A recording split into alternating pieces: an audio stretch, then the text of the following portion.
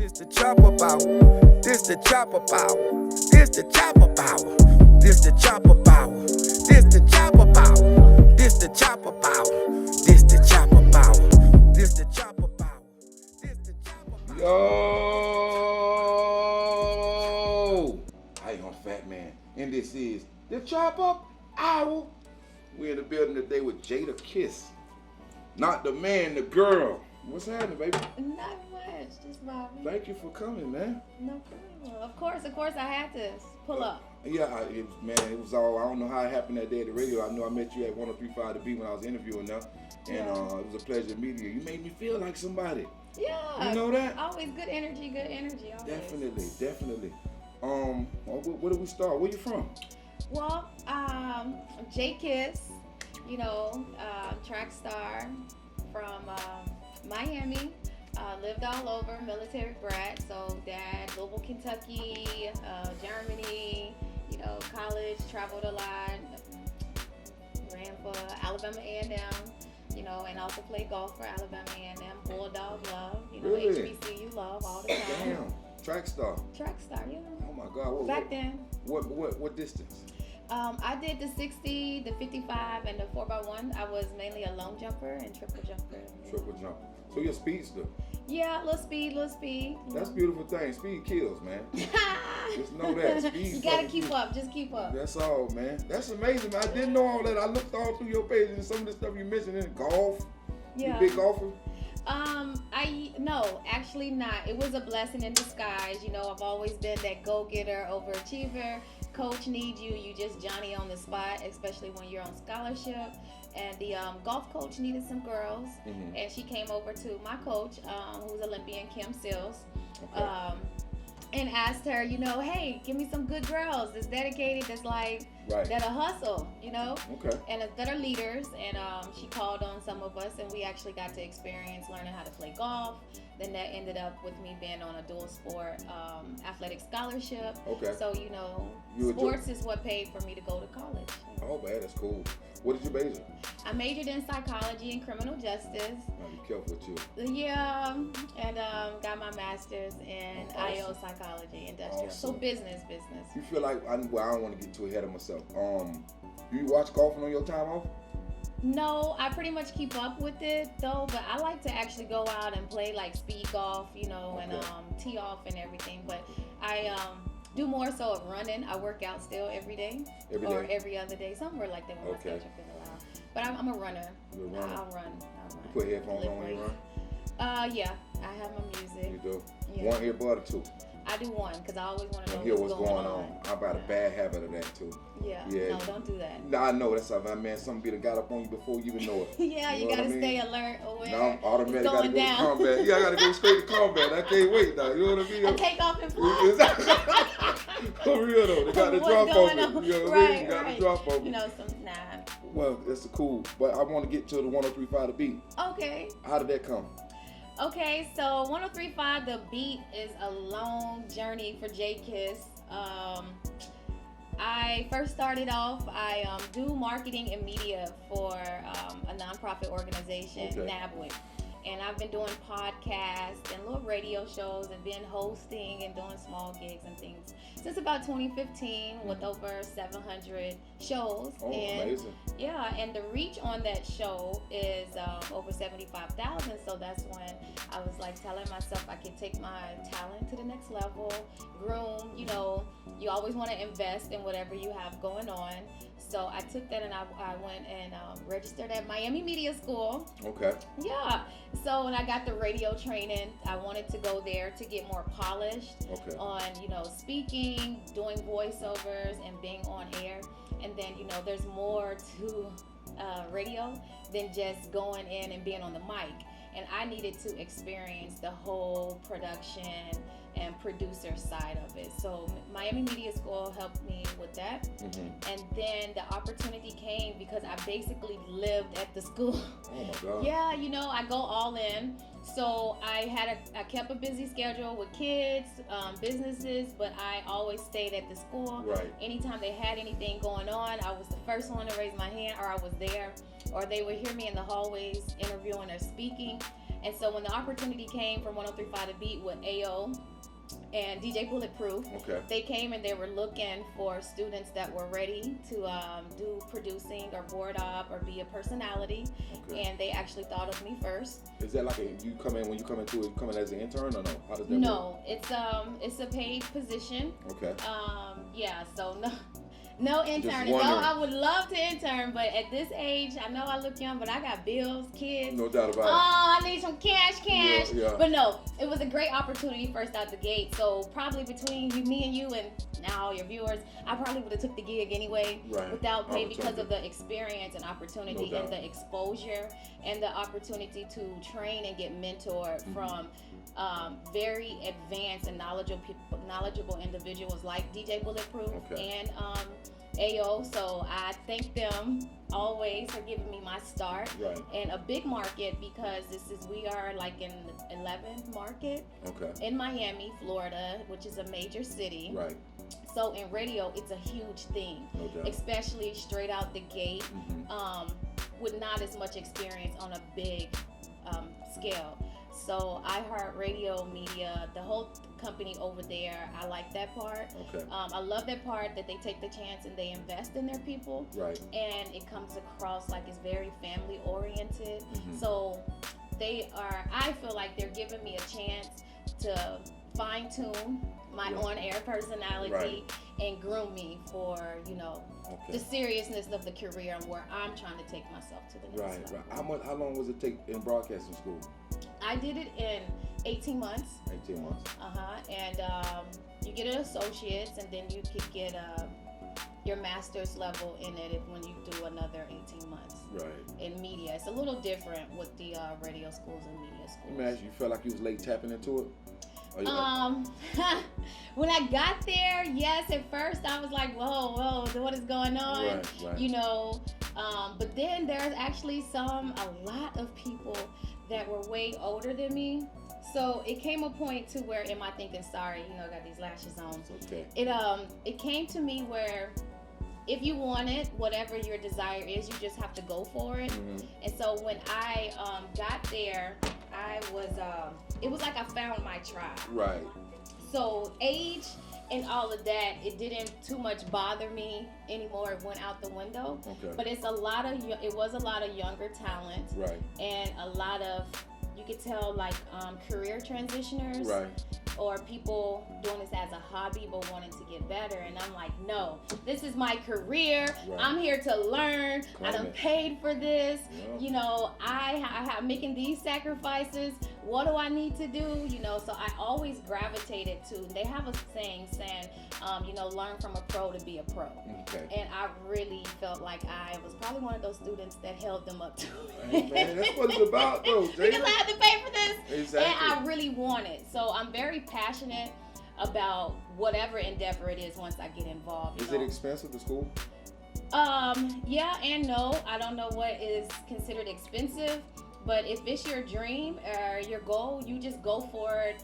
And you just tell the universe, whatever God, whatever you believe in, and it'll happen. I do know I took financial aid along with me making payments. So they do that. And they do give you, it's some type of stipend or something that you'll get, so you could get the equipment or stuff that you need if you have anything over. But I was just focused on That's super cool, learning. Man. Super cool. I be wanting my viewers to understand and get a little in depth on what this individual does and so forth. So you give it great detail. Yeah, it's a process, and then you just basically, I tried to learn as in motto, as a coach. So I come from other industries, so you learn as much as you can learn. And then you have to dump that out and make it your own. But this is the most challenging I've ever had in anything I've ever done, because it's learn as much as you can. And then I have to unlearn it, but I'm unlearning and going through my process pretty much on live radio. What do you mean unlearn? Because you're transitioning to another position, pivoting? You're pivoting, but I have to do things or align things with how the radio wants it. The school might teach you to do it this way, but those practices and techniques might be a little dated, or we might do it you know, any job, you come in, yeah, you know how to do it this way and that way, but when you actually get there, this is the technical way we do it. So the processes might be a little different. Gotcha. The equipment might be a little different. And like I mentioned before, with being a personality or producer, it's not as simple as just going and cracking on potting up the mic. You know, right. You're paying attention to different monitors on air, you know, what's being played. You got your headphones on, you know. You're managing everything, so it's just a little bit more. You know, I do blogs, and you know, you need to be out and do events, and you know, but your main thing is really being a master behind the boards and knowing how to troubleshoot. And how long typically would you say a person in radio before the season call themselves seasoned? Well, I've heard. Well, for me, AO and Bulletproof, they always tell me, you know, I'm doing okay for right now, you know, but it takes about 30 days, 60 days, about 90 days for you to get in your own individual groove. Okay. So, and then on the other side, they say sometimes it takes a year. And I know from their experiences. So I'm just going off of the experiences of the ones that traveled this road before me. Right. So hopefully within now to a year, you know, I'll be that shining, polished up star. Hey, man, that's you can only get better and better as you keep working. I don't know. I agree. I'm not falling off. I'm not folding. So that's not an option. Stay on it, man. Stay on. You're doing it. You're already there now, right? Yeah. That's what Papa Keith told me, man. I was asking him one day when he came on my show, and he said, I asked him, I say, so what could I put in my toolbox that would sharpen me and make me more, you know, educated to this particular thing I'm doing? He like, man, fat man, guess what? You already doing it. Yeah. I say, and then he say, sit back and reflect. I still remember that. He said, reflect. So I found myself going back in the archives of my stuff that I done shot, and I saw how unpolished I was. I was just watching the old shit like, man, damn, I was really fucked up a little bit. I didn't really know what direction I was going in, but I was just doing what I knew at the moment to do and so forth. But he's another one, like Papa Keith PK. He's another one. He was down at Miami Media School. I didn't know him from a can of paint, and I was just walking through, and he was sitting at the table chilling. I knew he was a professional already in the industry, and I just popped up on him like, give me a tip, some advice, whatever. And he just started flowing and talking, and then look at the universe. Yeah. I worked with him. I'm on his show. Thanks to him, you know, that gives me more practice, more airtime, and he's also behind the scenes mentor to me as well. Very solid. A big brother type, you know. He keeps it real. Even Mr. Mauricio, all of them give me a little pointer here and there. Stitches, you know, they're very supportive. Right. You know, Mauricio would be like, yo, if you say it that way one more time, I'm gonna be like, I'm gonna kill myself. Why don't you say it this way this time? And it's like, oh, okay, yeah, I thought I was cool, but you know what? Thank you. So those are little tips that you could get from just being in the studio, hanging around the pros that's been in the industry for a minute. That's super cool. So I get to pick up on those things like that. So even on my worst day, it's still the best day for me because I know within I've learned something, and I can already see my growth. And I've only been there since June. Since June. So how many months is that? The end of June, let's see, July, August. No. I think I came up on my 44 days or something. Get the fuck out of here. But yeah, Jada Kiss live on air at 103.5 The Beat has only been about 44 days. What's your time slot? I'm on the Drive at 5 with Papa Keith and Mr. Mauricio show with them. So, and then I do producing with DJ Bulletproof on Bulletproof Radio. Okay. That's from 7 to 12. And then thanks to the blessing of my assistant program director, who is also DJ Bulletproof, he allows me or granted me the opportunity to do the overnight show. So I also am on from 12 to 4 a.m. Okay. And that just gives me the airtime, the practice, you know, basically getting down, voice tracking, the logs, the behind the scenes stuff in media. It's a lot, right? It's just a lot. I bet you. It's a good lot. I bet you though. As long as it pays, man, hey, look here, man. What are the hours like though? Like, cause I know you got little kids, so how do you balance that? So I have a great support system with my family members. I even have my sister here with me today. You know, she's been helpful. Shout out to sis. Yeah, the beautiful B. You know, the family's very supportive. My grandmother chime in and keep the kids for me. My mother-in-law and father-in-law, you know, Hammer, he really holds it down. Right. He'll go pick up the kids for me when I need him to, drop them off, whatever. Right. Very supportive. We're all speakers, and they're used to me being very active. Whether it's in the community, at my kids' events or something like that. So I've always been on the go. Right. My kids are used to it because I've been very hands-on with them. Usually tag them along because I really want them to see what the world is like as you're growing and developing. You know, you don't have to wait until you graduate to figure out what it is you want to do. No doubt. And I feel like that's, you know, as a minority, that's where I could do better for my family to teach them how to build our legacy. On what I man, you're doing a hell of a job, man. Look at you, man. You're in the damn radio station now. That's super cool, man. My husband, you know, shout out to him too, man. Yeah. Shout out to him too. Voiceover. You spoke about voiceover work just now. Yes. How does that work? Well, with voiceovers, you depending on if you have a talent manager or a product manager, you get scripts like pretty much doing commercials and everything, and you just record. They might send you directions on how they want the script to be read, and you do your read, and hopefully they pick you to use your commercial or your voice read, or you book the job and then you move on to the whatever studio, or you might do it your in-house studio. Right. That's, you know. Years ago, I did a Macy's commercial, right? I went to not film. I was taking acting classes for about maybe 3 years, and I got picked up for this Macy's commercial. Okay, wow. Right? I was on the radio. It was a radio commercial. I went and shot it in Miami somewhere. I think it was University Casting Down there somewhere. And you know that damn little commercial, man. It ran and it paid $5,000. Yeah. I thought that was fucking crazy. Yeah. So, but I ain't really have nothing really going on back then. I ain't have my career in place and stuff like that.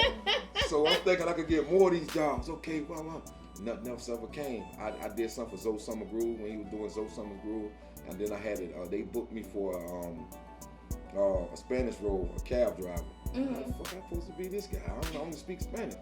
So they taught me the words and this and that. I never seen the show. I never know if it came out or not. But my words were, "Le de esto, este campo está abandonado."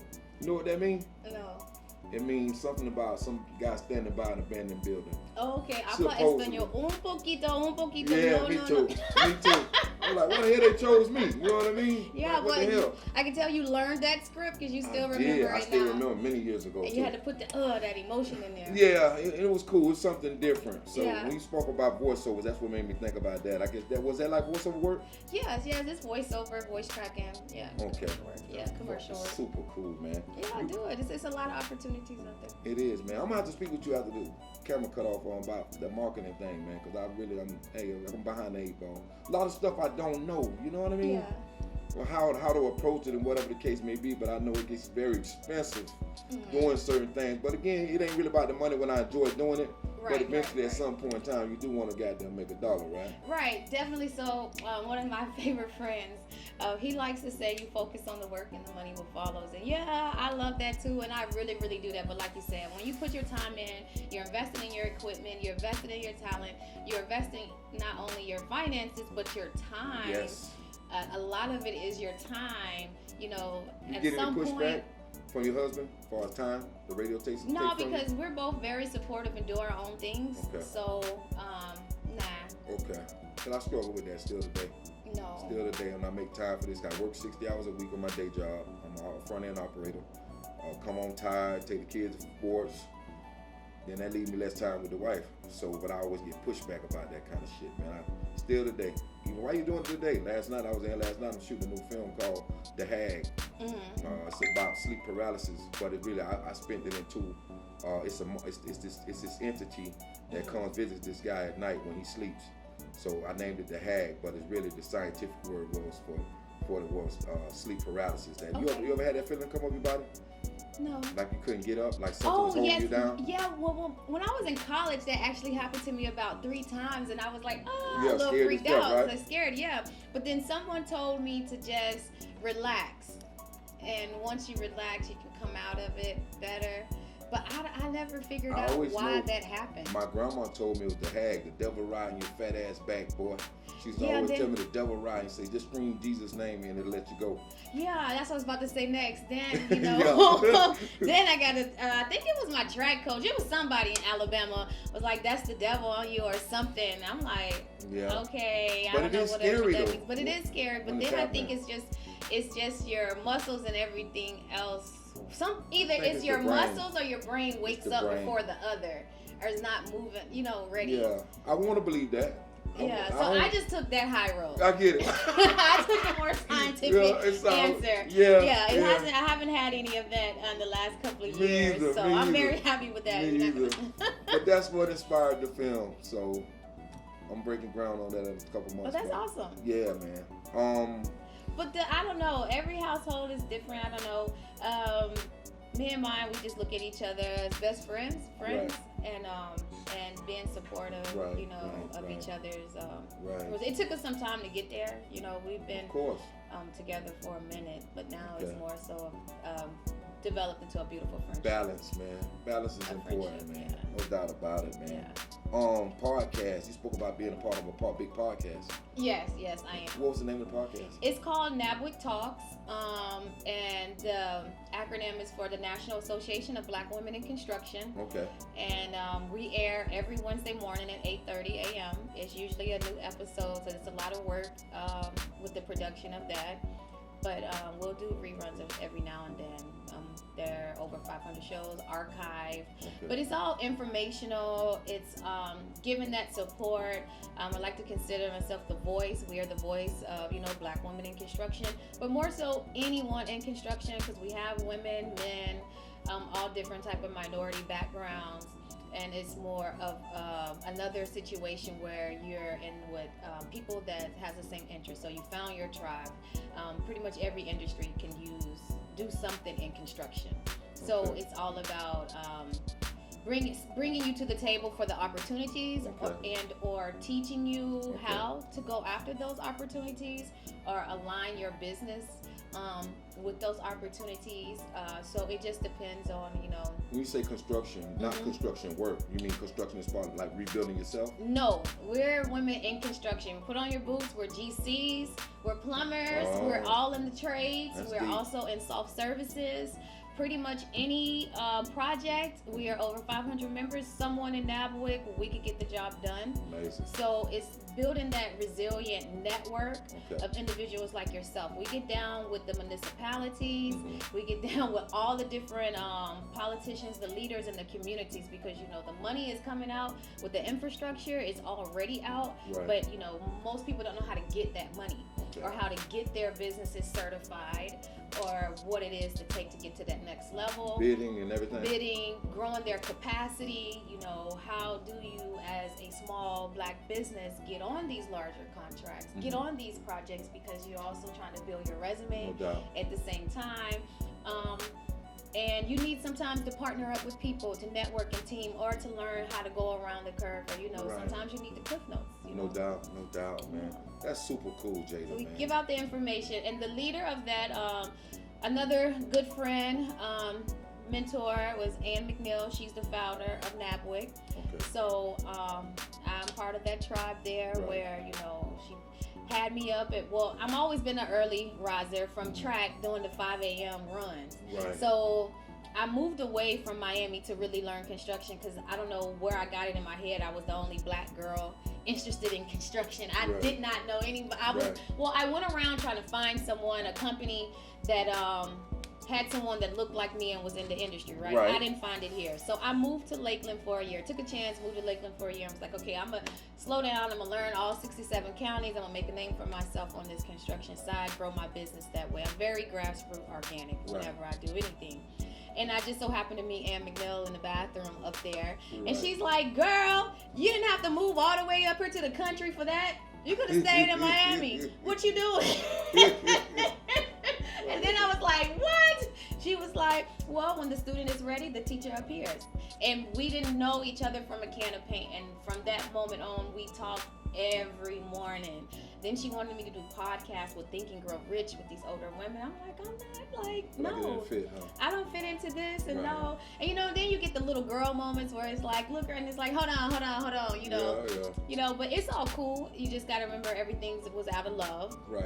And from there, that's actually where I got my start in being comfortable with speaking on the radio and podcasting and everything. So I appreciate her, you know, reaching out and being like, man. Expose yourself. Why are you sitting on your voice? And I'm like, because I'm a mom now. I do this in business. I just do it for business, you know. Right. She's like, no, stop doing it just for companies. Do it for yourself. And then I moved back to Miami, continue to grow my business, you know, because I have an insurance financial services businesses on the side.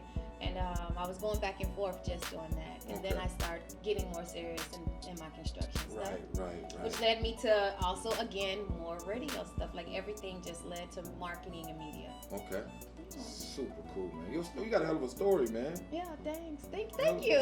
And it takes people like PK and other people to be like, hey, don't be too hard on yourself. Like, chill. Like, sit back and, like you said, he told you, like, enjoy the moment or just review it. And it's like, I did do something, I think. Like, what you wanting to get there, you're still just, okay, I did that, and you're moving on to the next thing because you're trying to get somewhere. You see growth in yourself, though, right?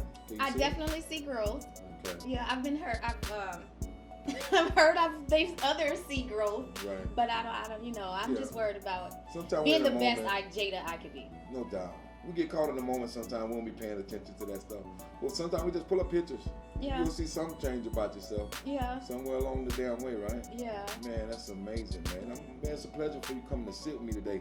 I know you got some military in your background, huh?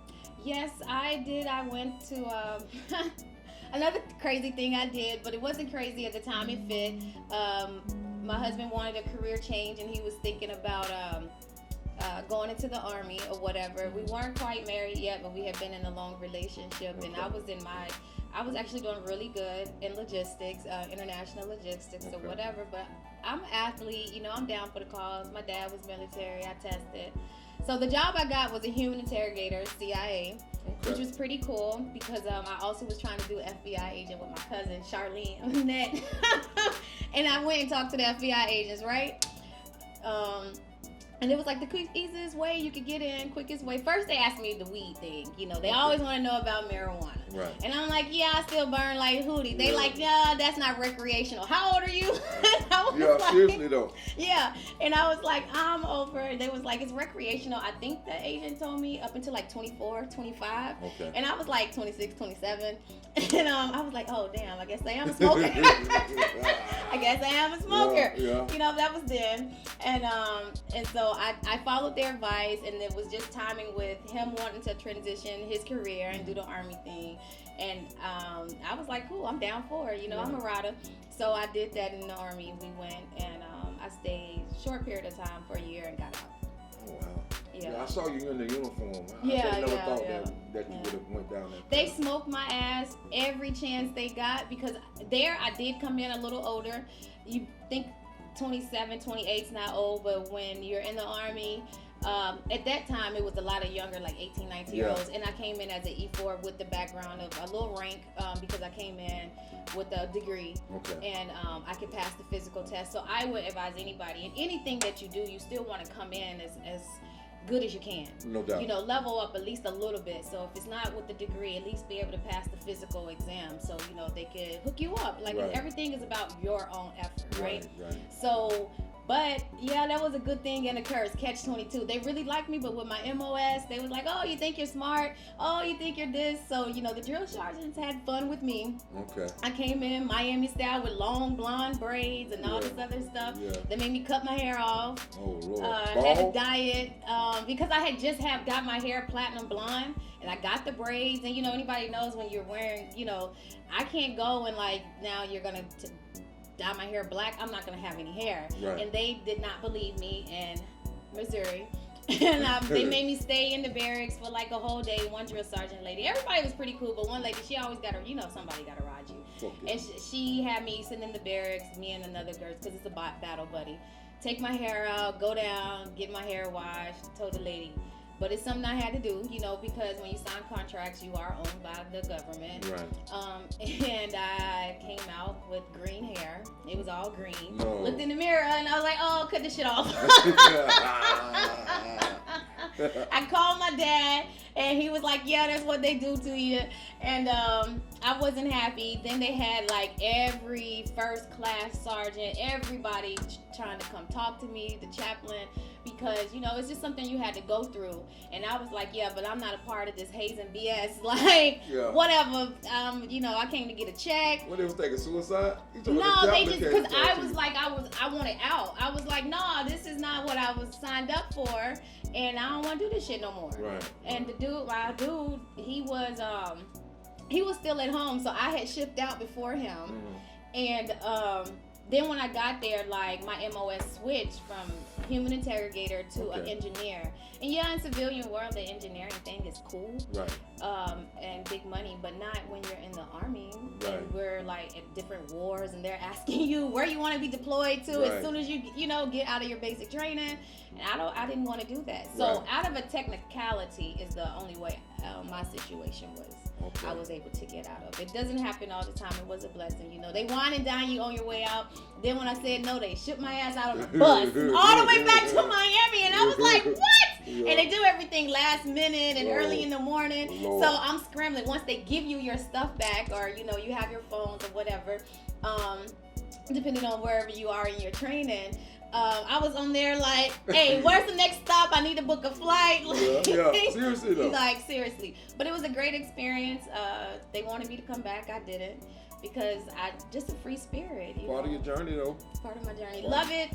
They taught me a lot. I got smoked pretty much. I wasn't getting smoked because of anything negative. I did. They just saw I was athletic and I was a leader, and so they would use me as an example with the other younger soldiers at that time. If she could do it, you know, get up, you know, we would squad. Get smoked means push-ups, sit-ups, whatever, you know, for anything that you probably did wrong. At that period, was there a lot of women there?